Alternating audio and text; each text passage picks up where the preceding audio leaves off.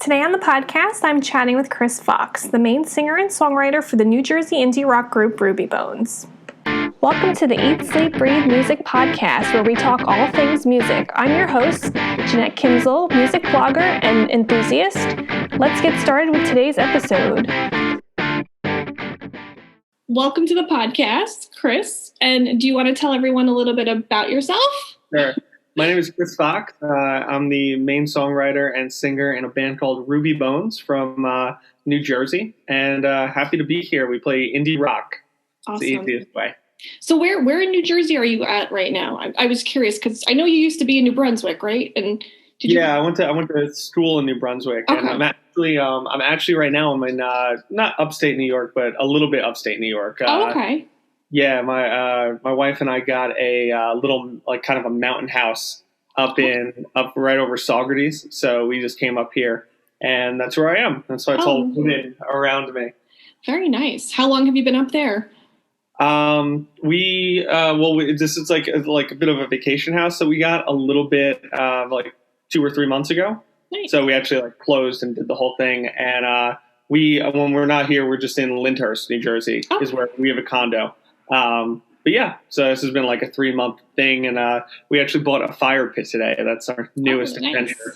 I was gonna say, now the weather's finally getting to that point where you can be outside and not freeze. Yeah. Did you go to Rutgers? Because you were saying you went to school in New Brunswick? Okay. Me too. I went to Rutgers. Cool. What year did you graduate? Yeah, I would just say I graduated in 2010. What about you? I was 2004, so I was a little before you, but okay, cool. So little not. I can't believe how long it's even 2010. It's crazy how long ago it was. Time is flying by. I actually thought you were younger than me, so cheers to you. Well, thanks. I'm such a bonehead because so I saw you guys. I found out about your band through Instagram, and I was scrolling, and that's how I kind of found the song.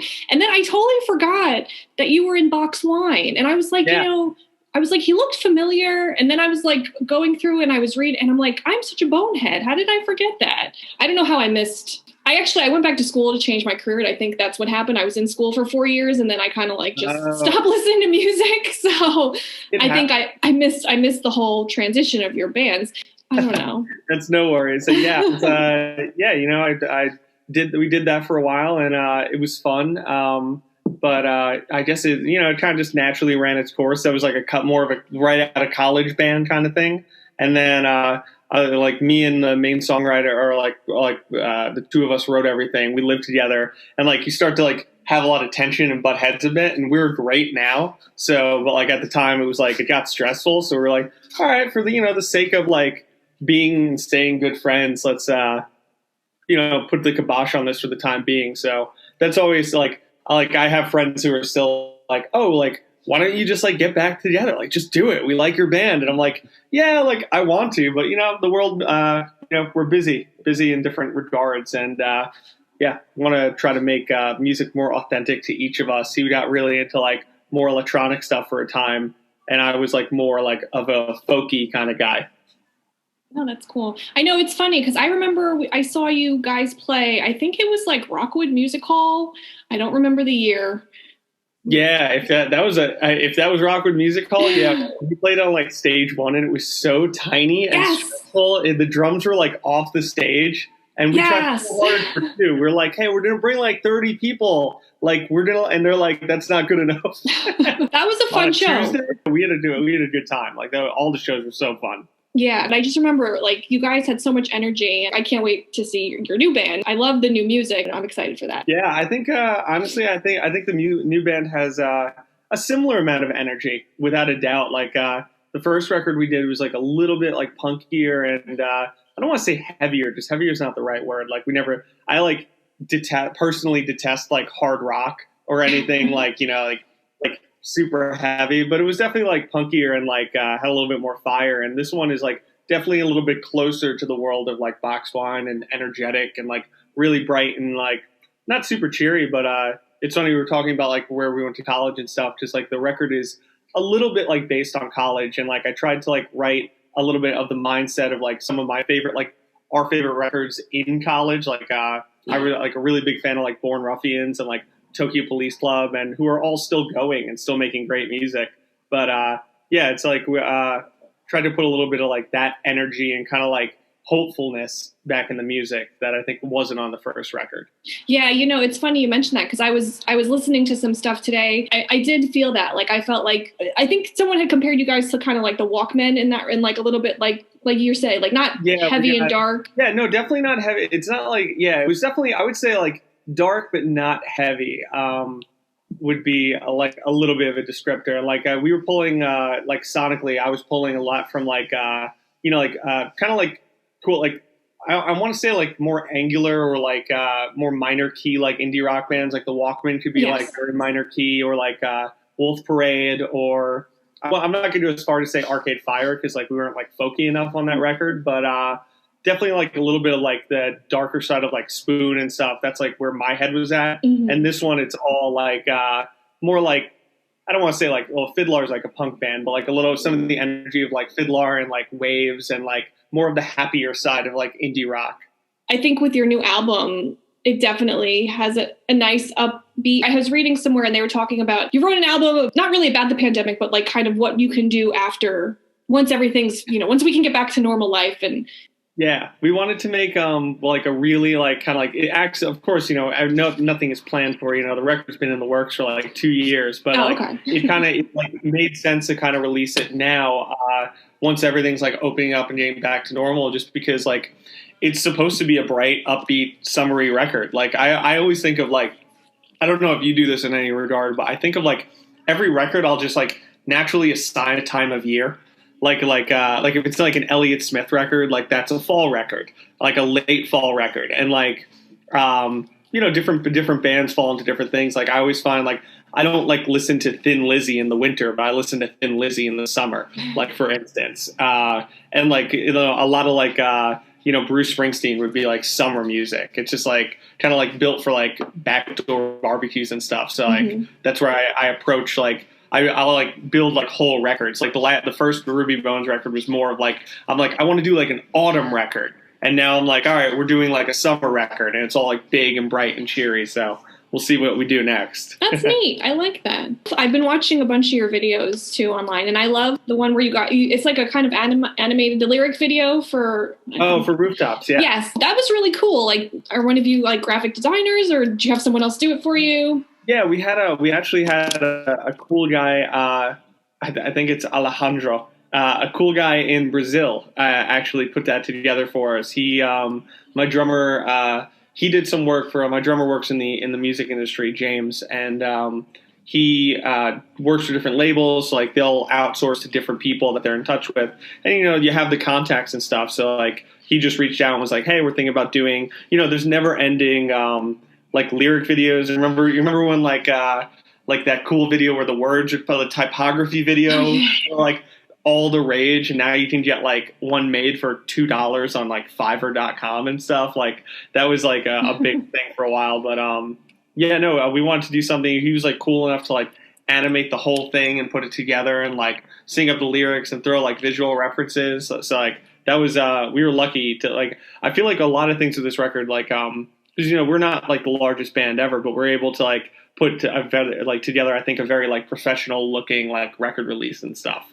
Yeah. So hopefully it draws people in. We got nothing but comments. It seems like everything we do, there's always like 3 or 4 bands who I know, and they're always random, who will be like, "Hey man, like love the video.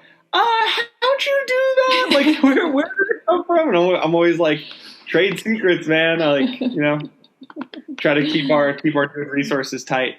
Oh, that's awesome. And I love how you guys are doing a lot of like virtual kind of playing together, but not playing together. And are you guys able to get together? Have you been like seeing each other, or like social distancing? Like how has that been working? So our drummer had a baby last year. And then, so like me and him are able to get together, no problem. We've been kind of like quarantine buddies, like I'll drive over and whatnot. But so we're able like to work on music and work on like marketing and whatnot. And then our guitarist Matt has been in like lockdown. He was just like, he's on a Zoom call with us in a mask, being like, just in case, just for good reason. Everyone has personal like safety levels with it, and can never be too safe is more of like his motto. So Yeah, and that's good. So I haven't really seen him, but like, through like Zoom and like the internet and stuff, like, I don't think it's any excuse for any kind of like creative band or stuff to like stop doing things. Like, sure, we can't practice and there's no shows, or there will be soon, but not just yet. But yeah, we're able to like, we're at the very least, it was helpful almost like, because we got to be like, well, thank God, like all the songs and the drums and everything's recorded. So all we have to do is like mix and master, and we'll have a record, and we're able to like to plan and get videos and stuff together. So it was kind of helpful. That's great. So what's the next song that you're going to release? Well, we just put one like I don't know when exactly this will come out, but like we just put one, or like I guess the last single before the record out, which is "Drink All Night." So we should, if the cards fall in the right place, we'll hopefully have like a video and stuff done for that. It might be a little bit last minute because we were in talks with the brewery to try to shoot something there, but I think the pandemic got crazy and whatnot. So we'll see if that we can pull that off. But "Drink All Night's our recent single, and and then I think the record's just going to be out at the end of the month, and then we'll see. Like, because I like a lot of these songs, like, and my favorite song is actually now the last song on the record, which we got to do like a little bit of like kind of like an early Bruce Springsteen kind of like send up, and like did like a whole part. We call it like the La Bamba Rosalita part of the song. Is like this big end with saxophone and stuff. So I was like really happy with that. So now that's like my favorite song, and unfortunately it's 4 minutes long, so it's like a little bit harder to do like a music video and keep people's interest when we have like a 2.5 minute song that like is just easier and cheaper to film and stuff. But I would like to do hopefully like a live version of that would be like fantastic. We might do like a live studio session after, but we'll see. Nice. I love songs with saxophones. I don't know why. Do you have any people in your life who hate saxophone? Because I now have like 4 people I know, like good friends, who are like, yeah, I like your music, but like sax is the worst. And I'm like, you're crazy. It's like my favorite instrument. I want it in everything. I've never heard of people hating sax. You might have to poll your friends. Yeah. Or poll your audience when this comes out. That'll be like the main question. Yeah. Do you like sax? And everyone's going to think you made a typo and say yes. Yeah. I think I like it too because it always reminds me of like 80s music or like 80s movies. Like you remember the vampire one? I can't play. Lost Boys with the greasy sax guy? Yes. No, yes. We're actually he's on Cameo. Do you know Cameo? That's celebrity service. Oh yeah. He's on there?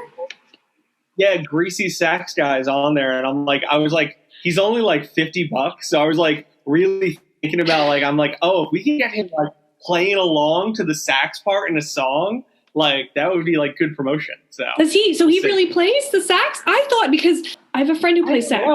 She was saying like in the movie, maybe he was faking, maybe he does play, but maybe in the movie, because she was saying like the thing wasn't attached to his saxophone, like the neck thing, and she's like, there's no way that he could play without attaching the neck. So it looks like super fake in the movie. Did you see his muscles? Like maybe he's just like playing it out of pure like force and like.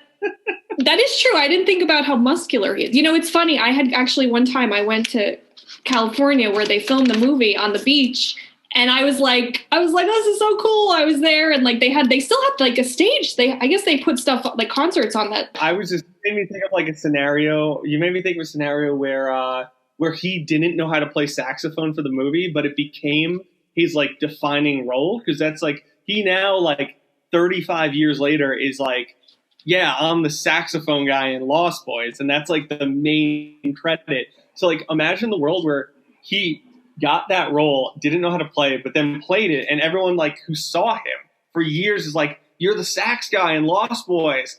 And like if that was me and I didn't know how to play saxophone, I bet I would have learned how to play saxophone. To be like, everyone knows me as a saxophonist, and I don't know how to play it. Like, this is embarrassing. So like I have to learn how to play saxophone. No, I like that rationale. A good story. I like that. Someone just published an article I was reading. It might have been Vice, just about the downfall of the saxophone. Just people don't use it or like appreciate it anymore because it became so ubiquitous in pop music.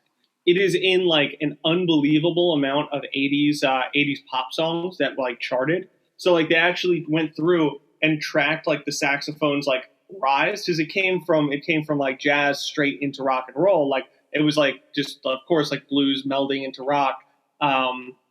it just carried over right with it. And all of a sudden, then it became like a lead solo instrument because, I mean, that was like the early part of the guitar. So like they were still like guitar was more of like a rhythm based element. And, of course it became what it is. But before you had like, what do you call it? What is it? Pedals. Before you have pedals, like, the whole idea of like the Rolling Stones finding like the sound for Satisfaction, Keith Richards like stole the idea from, I forget what band it was. It might've been the Kinks that started, literally they would stab the speaker cone in their amplifiers, their guitar amplifiers, to get that sound, to get the tearing up, the breaking sound that became distortion, which they eventually put in the pedal form. So to get that, they would have to stab the cones of the speakers, which would ruin the expensive speakers, just to achieve that. But before like any kind of crazy lead was able to be done with that, before that, you had the saxophone as like a lead instrument that was able to like blast and like be massive, and people knew that. So that's what it was. And then it grew and grew, like dipped in the 70s, but in the 80s, all of a sudden it became like the hot new thing because honestly, like synthesizers didn't sound that different from it. So like they blended really well. It became on every song it got into. And then after that, grunge happened, and grunge was like, saxophones, not cool. And then like 4 years later, ska was like, saxophones, really cool. But then everyone was like, forget about ska and forget about sax. And then it just dropped. So and that was my sad. history lesson. No, I love it. I love it. I thought that's great. Well, speaking of other music movies, did you know today is actually Rex Manning Day? It is Rex Manning Day. I have like 3 people I saw like post that on Facebook, and I'm like, can't forget about that special day. I love that movie. Did you like that movie? Was that one of your? I did like that movie. I think I like High Fidelity more, but I also like Empire Records. Yeah. I started watching the was it Amazon or Hulu? One of them did like a reboot of High Fidelity with Lenny Kravitz's daughter. Oh yeah, I think I saw that. It's like a show, right? Yeah, it was a show. They just did the one season, and unfortunately it got canceled. But I liked the episode I saw, so I was going to keep watching it. But it makes me think now that I'm like, oh, if it didn't get canceled, people weren't watching. So I wonder how many people were just like me who watched the first episode and were like, that's cool. Maybe I'll see more later. And it's been 2 years.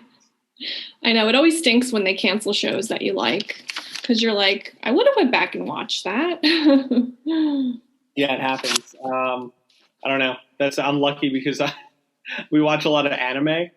And like anime usually like will wrap up in the season, so you kind of get the whole story they're trying to tell for a lot of them, and then some of them have like continue on and whatnot. But a lot of times they'll finish the story if people like it. So at least you have like a clear cut ending, and you're not like left hanging. I feel like there's been so many times like you watch TV shows and then they end, and sometimes they end before the series, and you're like, I need the information. Yeah, thankfully it doesn't. It looks like that's like a little bit like on the downtrend, mostly because of like network TV, like not being the powerhouse it obviously used to be. But like I do remember like when things would just get canceled like mid-season, and it's like if you want the episode, you'll have to buy the DVD, and it's like, all right, well, I'm glad that part of like humanity is over now. Yeah. We don't have to worry about that. So you guys have a lot of acoustic stuff. Also, I was kind of stalking out your YouTube page today, and I was looking over things, and I was to say, I'm just happy. I'm happy you're prepared. Like like that warms my heart because like we do a lot of like interviews. I like answered questions today for something that was just like, and like at the same time, I should preface and say like I'm always happy to like answer any questions, especially like at like you need press, you need people to write about you, and you ask them, and it's always wonderful when anyone's like, yeah, I'll take the time to like write something about you or share or do a podcast or anything, but like it's good. And then sometimes you start a thing, and this obviously it's not the case here, so I can nicely say like the first question will be like, so where'd your band name come from? Like, and it's like, oh, so who's in the band? And it's like, come on, little website. Anyone reading this like already knows like they like the band already. So I don't know. My dream is to get to the point where people just immediately know like have like questions and like my like music enough to just know like cool questions and like shoot them right away. But you're doing it, so hell yeah. Okay, good. That makes me feel better because I'm always like whenever I do research and I'm always like, are these stupid questions? Like, or I feel like now with the quarantine, I tend to I feel like I'm like, am I asking everyone the same thing? But I mean, I guess, we're not really doing much anyway. So I don't know.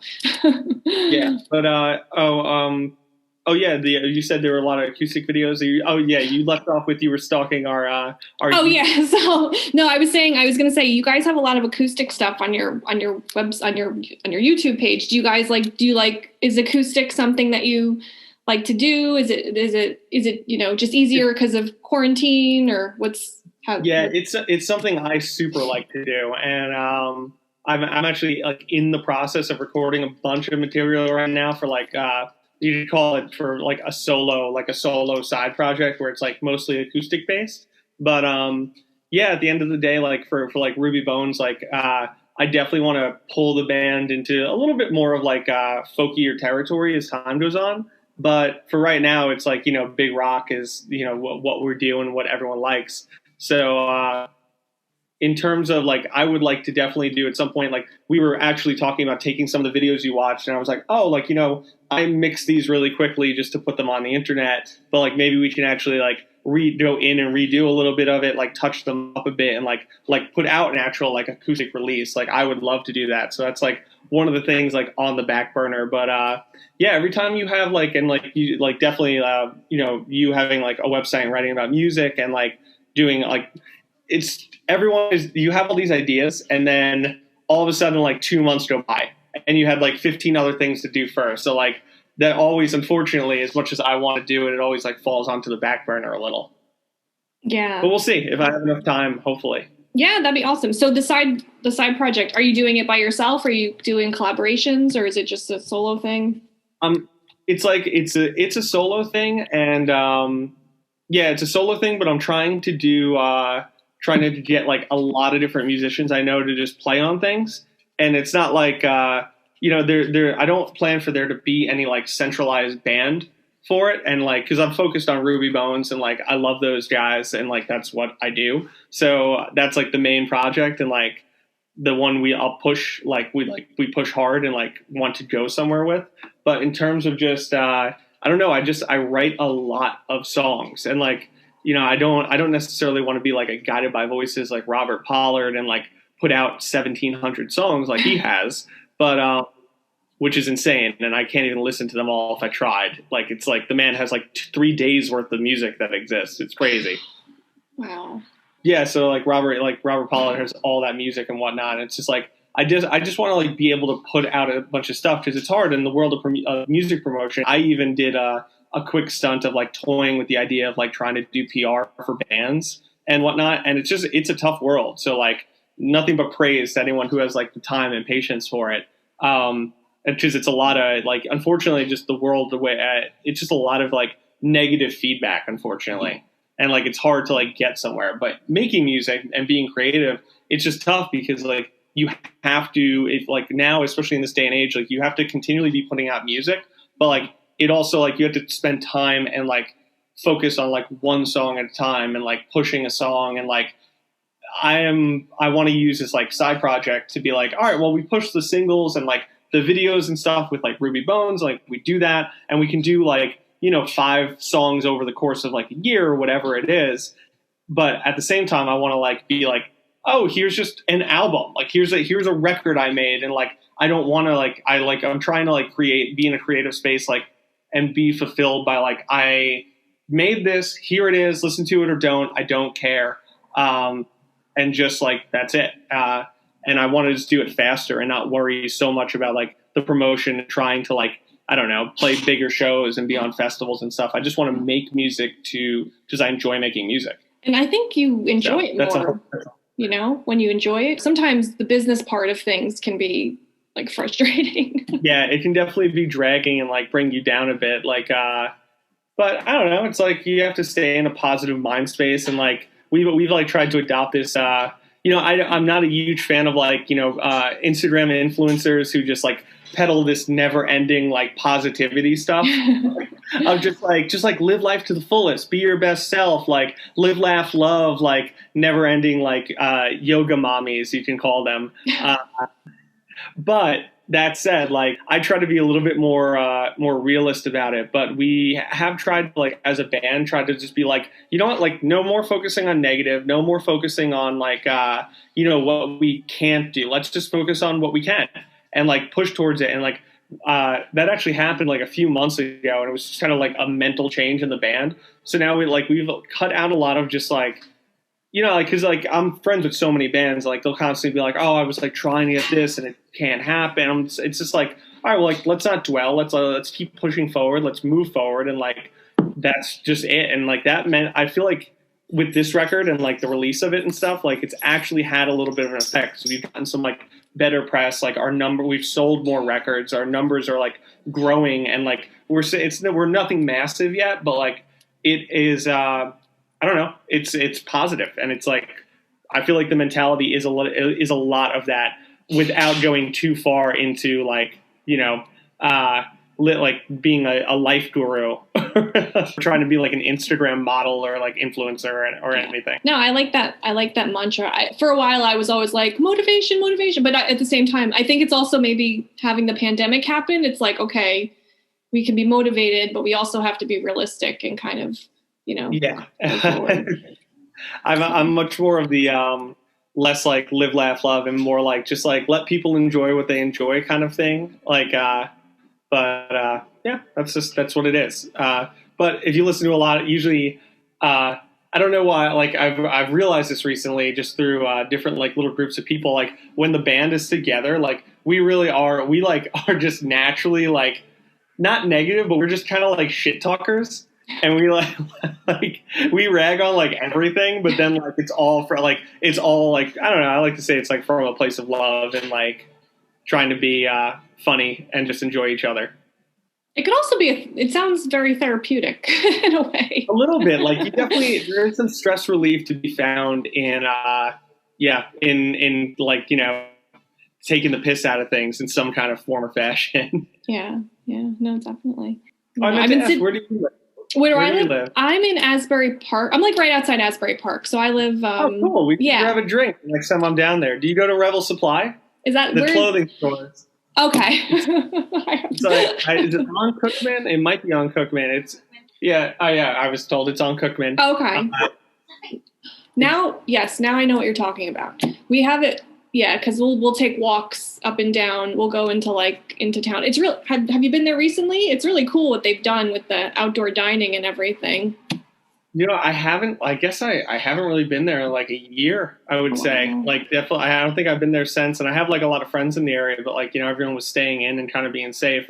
I'm happy that I'm like proud of a lot of my like friends of just being like, oh cool, like you're not all crazy, like you're like safe and like smart and like trying to protect people. But now that it's like getting back, I hope like I've gone to some of the dining in like Brooklyn and like New York City and stuff, and in my head I'm like, man, I really hope they keep some of this. Like this is like a cool thing, but we'll see if that happens. Yeah, it's the same way in Asbury because so basically they kind of like blocked off a portion of like Cookman Avenue, and like all the restaurants, they have outdoor dining, and it's really if they do it would be great because it gets so busy down there. It's kind of nice that there's like a spot to like go and hang out, and it's like the it's like the Jersey City thing. Like I watch a lot of videos about kind of like how they structure cities and where cars came from and how they took over like industrialization of cars, like going into every single place, and like they now like there's like videos on like urbanization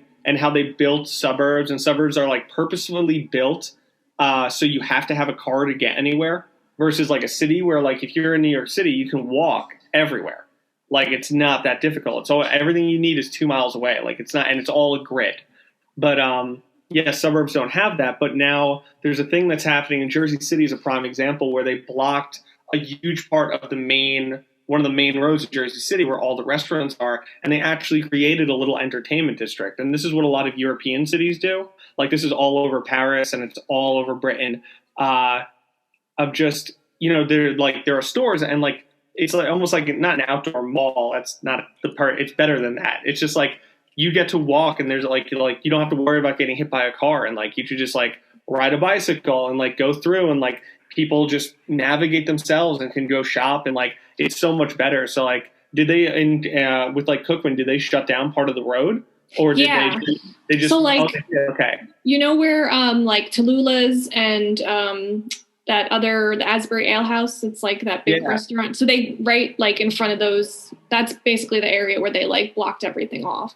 Gotcha. Yeah, no, Rebel Supply is I think across the street from the Ale House. Okay. Yeah, and that's what it is. And so you create all this like outdoor dining and stuff, and it's just like so much more comfortable and convenient for people to like relax. And like it might be a little tougher with garbage trucks, but I think it's like, you know, they figured it out. Yeah, I know that's the one thing. Like I'm sure you know from coming down, and you know you could go to the boardwalk and listen to bands playing at the Stone Pony and Summer Stage. And it's eerie, like not like now without that. Yeah, and like I don't know. I'm glad it looks like all the venues made it through, which is nice.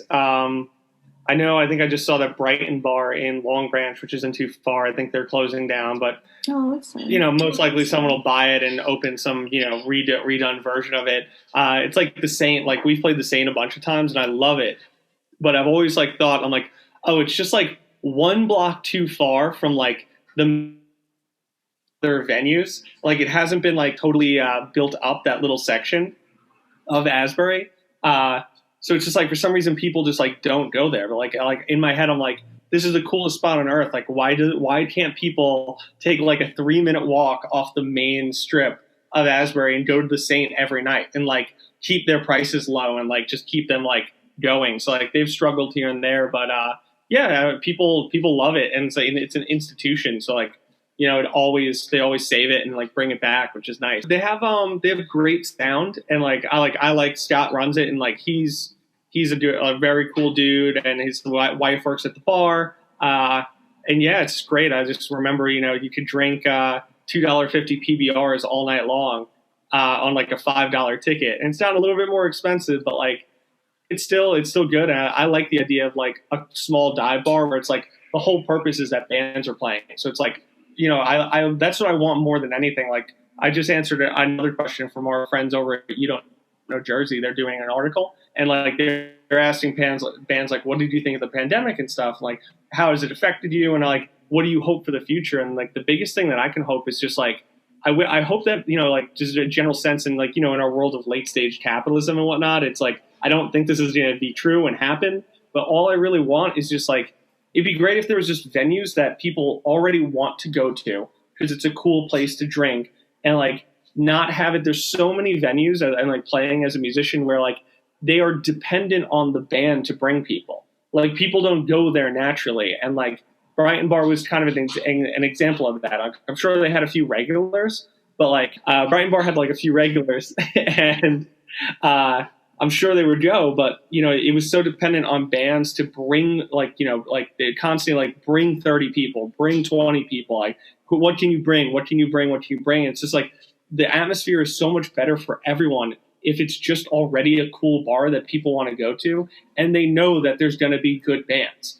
I would be fine, like, and you know, I can't speak for the rest of my band, but I would be fine just playing a venue, being like, there is no ticket, like you're just the band for the night, and like you're going to get paid a percentage of the bar, and it's based on like if you bring more people to come drink, you're going to get paid more, but people already like coming here and they're going to be drinking anyway. So like, don't worry, we got you covered. You're going to be happy. We're going to be happy. But like, it can be tough, like just with like every place trying to survive and like living in like what is honestly at this point just a gig economy. Secure jobs are getting harder and harder to find. Rant over. I like it. I think that was great. I agree with your whole point about if you know where you could go to just see bands. I know here, I don't know how it is in other parts of the country, but I remember like people love cover bands, and I love like cover bands too, but I like you know, original music as well. And I feel like not everyone appreciates just like, you know, some people would not just go somewhere for live music. Yeah. I mean, like being on like the original music side of it, I don't have any negative feelings towards cover bands because they do, like, those are people who are just as passionate about music and they put the time in, they put the energy in, and like it part of it does suck because they do cut into you know, I guess potentially spots that like original bands could like have in some regard, but usually like there's bars that particularly have cover bands, and that's just what it is. So like it's not too bad. But it would like you were saying, like you go to a bar and there's a cover band, like a lot of times just like, all right, you pay $5 like just because we got to pay the cover band, and like it costs less than a beer, like, and there's going to be like a band playing music for you all night, so that's great. So it's like I don't see why that atmosphere wouldn't work if like even if those places that played cover bands just had like, well, one night a week we're going to do like original music, because that's like it's going to be like a Friday night. And it's like not even the busy Saturday or a Thursday night, like, and just like had like, hey, we're gonna have like, you know, bands come on, and like even if there was like a set back, I'm blanking on the word for the house instrumentation. Backline. Yeah, it's called the backline. Okay. So like that's like if like the drum shells are going to be there, like the amps are going to be there, so you don't have to physically bring them. So that's super helpful in so many regards. But yeah, even if like venues just had that, and like they like a lot of New York places have that because it's hard to like get heavy instrument equipment all over New York. But yeah, if they had some kind of situation like that, it would just be so much more beneficial for everyone involved. So I do hope, maybe we'll see, like, because at the same time, like, you know, something like the Stone Pony's never going to change in that regard. But maybe, you know, a place like Wonder Bar or something, like, who are already like their shows aren't overpriced in any way. They're good in terms of like places who do it right. But even if they just had like, hey, we're playing, like bands are playing tonight, $5 to get in, and like 2 drink minimum, and that would cut if every person just did that, rather than like, hey man, like you got to sell like it's a $30 ticket, and like if you want to play, you have to bring like 25 people. So then I'm like, you know, calling friends, and I'm like, hey, can you come out and support, like, blah, blah, blah. And then you you come off as needy, and then like people don't necessarily want to go see you, which can be like, well, tough. And like, you never know when life gets in the way, but like, yeah, that's what it is. What's nice now is like our band like does seem to be picking up some fans, like legit, like we sold a t-shirt today with Stranger, and I'm like, wow, look at that. That's incredible. Like, so we'll see. Like, hopefully, you know, in the next year, maybe I'll have a different tune about it, which would be wonderful. But who knows? I like all the raccoon shirt, and the other thing with that little guy that was like, I don't know what he is, but it was like a yellow one. I don't know that the yellow like one. Yeah, that was just a design that I kind of threw that together from like when you're a small band, like we've tried to find ways to you know, even if we have to like lose a little bit of money, like we are, one of our producer actually like was like, I'm gonna buy a t-shirt to support you guys, and I'm like, dude, we give you thousands of dollars, like you don't like you don't have to try to like kick it back, like we're cool. But he bought a shirt, and he was like, this is the nicest band shirt I've ever bought, and I'm like, yeah, we're using like a real website. We're not like printing the cheapest shirt with like a guy in his basement like screaming just because like if you do it, you're gonna make an extra $2 selling that shirt. Like we'd rather sell like the shirt, like a real nice shirt that people are like happy to wear. So that's like he was like, I can't believe the quality, and I'm like, that's what we do. Like we just try to do everything as professional as possible. And yeah, but like in terms of designs and stuff, like we've now hit the point where like we try to pay artists for their work. Like, you know, like if we do photography, like a photography session, like we're paying a photographer. It's not like, and the same thing for like t-shirt designs and stuff. So yeah, but luckily, like I think that we have like a bird shirt on there. There's a bird and like an axe, and like I just designed that because like I like learned how to use Photoshop because I was like, I want to do this. I want to like, I should at least do this so I can like, you know, save some money in some aspect. So, but yeah, that we call it Biggie Pop, which is, you know, just like, cause he's just like hunking little like monster guy. And I just like threw our name under it. So yeah, that one's cool. Yeah, and our friend, I'll shout out our friend, Kelly Hartman is a good friend of the band, and she designed the raccoon shirt and like the record cover that went along with it. We even have a dog bandana. If you Oh yeah, I didn't miss that one. I have to go back and look at that. And I've been following you guys on Instagram too, and I think you're so funny and it's very entertaining. You know, it definitely makes sense that you guys are getting fans. Not only the music is good, but I think, you know, you're also we are definitely trying. Thank you for noticing how much effort we put in. Yeah, no, it's funny. I'm can't wait. I'm gonna please don't cut you saying we're funny out, because I'm gonna screen cap that and send it to my drummer, who's constantly like, he's like, all right, you're trying, and I respect that, but like, I don't think you're as funny as you think you are. And I'm like, no, I swear to God, I think I'm funny. Like, I really do. No, I think so too. Unless, you know, I mean, different people have different sense of humor, and that's kind of how I found the song and came across the band again, because of Instagram. Because I was like scrolling through and I listened to one of the tracks and I was like, oh, I really like this. Oh, good. So social media works. It does. Like, we've had a little bit. We've been like running some ads and stuff, and like trying to be super professional about it. And like, it seems like it's been going well. So do you feel like things are going to be like super different? Because, you know, like you think about being in like a basement show or like, you know, packed into a room. And I'm like, what is the future of concerts going to look like? And I always wonder. As long as like, you know, from the research I've read, I don't think it doesn't look like any of the strains of COVID are going to pose any kind of like serious problem.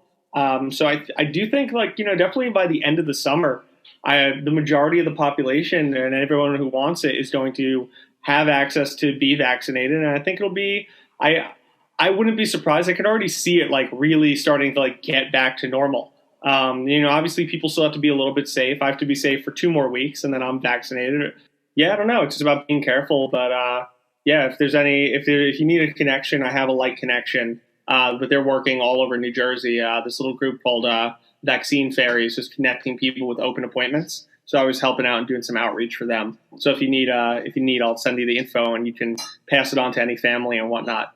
Oh, yeah, thank you. I think I saw you posted that on one of the did. social medias, because I'm like, that sounds familiar. And then I'm like, I think, as I said, I was stalking out all your stuff in preparation for this chat. When you can play again, do you have like a place that you're dying to play, or that, you know, something you want to really do once we can get back out?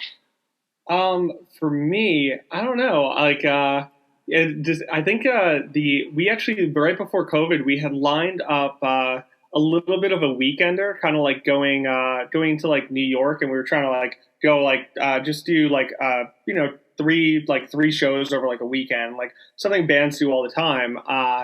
But we purposely wanted to do like college towns and do like basement shows, just because like I'm just over north of 30 right now, and like it's like one of those things where I don't think I would be like, I'd feel weird doing it at like 40. So I'm like, oh, like I really miss the idea of like just like playing in a basement, even if it's like not necessarily like like if it's a college town, but like not associated with the school in any way. Like just like have it like you said, basement shows at Rutgers were like always the most fun thing on earth, and like there are still places like doing it. And I'm sure there are at Rutgers and stuff, but I don't know if you ever get like weird agita about going back to like a school that you went to, but I never want to like go to my high school again. And like, I always feel weird going to like New Brunswick, because I'm like, oh, it's changed and it's not mine anymore. Like I get like a weirdness to it, but other college towns, I'm like, I don't care. I didn't go here, so it's whatever. Yeah, but I don't know. I'm sure a lot of people would be like, oh, like I want to play like, I don't know, like Bowery Ballroom or Madison Square Garden. And like Bowery Ballroom would definitely be on the list. We definitely want to play like Knitting Factory again. And even like Asbury Lanes, I like super want to play Asbury Lanes now. We played there before the renovation as Box Wine. And that was just like, it was like the fabled place. And like, you know, of course thousands of bands have played there, but still it felt special. And like I love the new venue and I love what they did with it. So I would definitely want to play there and Wonder Bar, and like if we can have a long enough set like prepared, maybe like Langosta. But I also like my like dream right now is to do like kind of just like a bunch of basement shows across like, you know, the Northeast or whatever. That would be like awesome for me. Yeah, that sounds great. I can't wait. I hope it's soon so we can see you play live, because I love the album and I would love to hear it live. Cool. Hopefully one day. Hopefully soon. Thank you for digging it. And yeah, by all means, you have a guest pass to a show. Whenever you want to come, just let me know and I'll make it happen. Oh, thank you so much. That's so nice. I saw that you guys, with the description of your band, you had said it sounds like Bruce Springsteen on coke through a helium balloon. Yeah, that was a fun joke that my wife came up with. That line because like the one thing, and I'm working on it now, but the one thing that like is a consistent through a lot of my music is just like a very high tenor in terms of like singing. Not very high, but like high enough. But I didn't really know how to like sing really well for a long time, so I like sang not necessarily nasally, but just a little bit higher pitched and like wasn't comfortable like singing low like down here. So like when it came time for the record, we were like, oh well, how do we describe this record? And I'm like, well, I mean, like we're from New Jersey, so everyone's gonna like immediately be like, oh, is it like Bon Jovi? So I was like, well, let's at least guide them to the cooler thing of Bruce Springsteen. And then it's like, well. It's super high energy and like it's way more manic than like Bruce Springsteen, depending on the song. And also, I sometimes sing really high, so it's like, yeah, it's like I took inhaled a helium balloon. So Bruce Springsteen on coke was singing through a helium balloon was the dumbest and easiest thing, and a few people latched onto it. But also, there's a funny thing in the music press world where a lot of the times people will be lazy and will just literally copy the thing you send them and put it on like a website, which I forgot that people do. Like I hadn't put out a record in like 3 or 4 years. And yeah, people do that. So like that ended up being on a bunch of websites. And I'm like, great, how do I escape that now? Now that like literally like the name, type in the words of Ruby Bones of what comes up. It's like Bruce Springsteen on cocaine through a helium balloon. So thanks wife.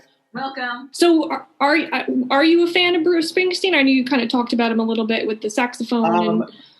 Yeah, I definitely am a fan of Bruce Springsteen. For years and years growing up, I like didn't get it, and then like now I just do. So now like I'm not anything like, I wouldn't say I'm a super fan. I think friends would probably like say I'm a super fan, just because I've listened to all the records. Which when someone has like 20 something records, like it's a lot to get through, and like it's not all going to be good, but yeah, I have listened to I think all of it at this point. I even downloaded like some weird like bootleg thing that is like all the songs he never even released like on top of all the unreleased tracks. Like the man was psychotic about just recording everything, so you have this whole like living document of this band through like live shows, which is really cool, and I wish I had the time or energy to like do that myself in some way, but I don't know.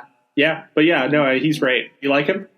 I felt I was kind of the same way. Like I didn't understand. Like I remember people, same thing, like high school people being, and I'm like, I don't get it. And then I actually read that book about that guy. I think it was like into the the movie about the guy movie who like saved from Bruce Springsteen's music. Yeah, I read that book and then I watched the movie and I was like, oh my God, I could totally see this. This music is really good. And like, I think a lot of times like for him, like I would recommend like for a lot of like classic, like legendary artists, a lot of times it just comes down to finding like the one record that speaks to you. And like the first one that I got into was actually, weirdly enough, it was like Born in the USA, which is like the poppiest, like most sonically like ridiculous record. It's with all the cheesy early synths and it's like so overblown and like the ridiculous saxophone, but like that's kind of always there. But then like once I got into that and I was like, oh, I like weirdly love this. Like what is similar to it? And then I got his first record where he's like a totally different songwriter on it. So like as a songwriter, like I respect like the fact that he morphed and changed, and he's changed like multiple times. Not as much as like a David Bowie, who I also like adore, but definitely like he started as like a weird combination between Van Morrison and Bob Dylan. It's like this beatnik persona of this like skinny kid and like his ragtag band. Like sonically, the record is like really thin, like Greetings from Asbury Park, and just like recorded like on the cheap. You could just tell. And then like the second one is similar to that, and then he totally like reinvents it for Born to Run. And like all of a sudden it's like these like quick little like, or not quick, but like these like never ending like rhymes and like doing this kind of like Bob Dylan like on speed kind of thing that he was doing turns into like now he's writing these epic, grandiose, sonically massive songs about like being born to run, like leaving this town, like never looking back, and like the whole thing, like strap your hands around my engine. And it's like he's writing this like these like great American myths of like in like easily digestible like 3-minute songs. And, like figured out how to do it, and like yeah, it's great, incredibly good. So my favorite's Darkness, by the way. I really like Darkness on the Edge of Town because that's really dark. It's just like heavier subject matter. That's an album? Mm-hmm. Okay. Yeah, that's an album. But yeah, and then like, but if you want like, I mean, hell, he put out like 2 years ago, he did like a weird country western album where he's doing like Graham Parsons, like these like weird like songs of like the Cowboys, like, and it's like he like is like belting. He's 70 something years old, just belting out these lines and like still like has his voice. It's crazy. So that's awesome. Cool. Is there anything else you want to add or plug or tell people where they can find you? Yeah, happy to. If I were to plug anything, like once again, I'm Chris from Ruby Bones. Our new record, Lasertooth Tiger, is out on April 30th, which hopefully, well, is either before or after this date, so it could be out now, depending on when this comes out. But yeah, if you could just go check it out, and it's on Spotify, it's on everywhere, every single place you could possibly want music. And I think we have CDs on Bandcamp. And please just check it out, give it a spin, and hopefully you like it and it becomes your favorite music to blast out of your convertible when you're speeding on the highway on the run from the law. Nice. Yeah. Awesome. And I'll leave links to those in the show notes as well, so people can easily find your stuff. Awesome. Fantastic. Well, thank you so much for coming on. This was really fun. Oh, thank you. I can't wait to to promote it. We'll push it everywhere as usual. And yeah, that's about it. For more information on Ruby Bones, you can check out their official website at www.rubybonesband.com. That's RUBYBONESBAND. Follow them on Facebook and Instagram at the handle Ruby Bones Band and on Twitter at Ruby Bones. If you're looking for more new music, be sure to subscribe to our podcast so you can catch the next episode. You can also find new music on our website, www.eatsleepbreathemusic.com. We'd love to know what you think of the show. Please feel free to leave a review, comment on our website, or even an audio comment at the link in the show notes. Thanks so much for listening to the Eat, Sleep, Breathe Music podcast. To find new music and learn more about what we do, you can check out our website at www.eatsleepbreathemusic.com.